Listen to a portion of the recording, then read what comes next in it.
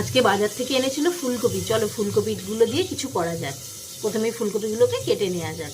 ফুলকপিগুলো ভালো করে আমি ধুয়ে নিয়েছি। এইবার আমি এর মধ্যে দিয়ে দেবো কর্নফ্লাওয়ার।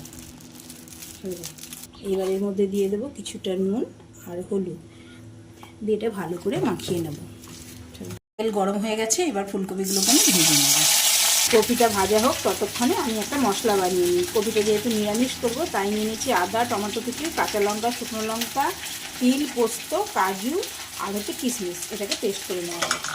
কপিটা ভাজা হয়ে গেছে, এবার কপিটা আমি তুলে নেব। এইবার কপি ভাজার এই তেলেই আমি দিয়ে দেবো 5 ফোড়ন, শুকনো লঙ্কা আর তেজপাতা। এবার আমি দিয়ে দেবো কেটে রাখা আলুগুলো।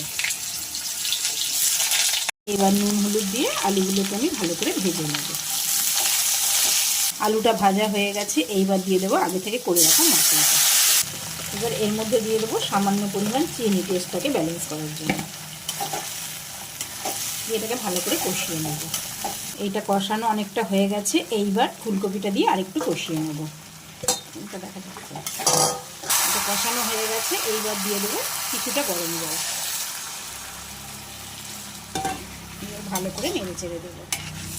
এটা হয়ে এসছে, এইবার দিয়ে দেবো ঘি আর দিয়ে দেবো কিছুটা কাসুরি মেথি আর দিয়ে দেবো একটু গরম মশলার গুঁড়ো। এই দেখো ফ্রেন্ডস, তৈরি আমার গরম গরম ফুলকপি আলুর রসা। তোমরা এইভাবে বাড়িতে ট্রাই করো, এটা খুব টেস্ট হয়। নিরামিষের দিনে এটা ভাত বা পোলাওয়ের সঙ্গে করো, এটা খুব ভালো লাগে খেতে।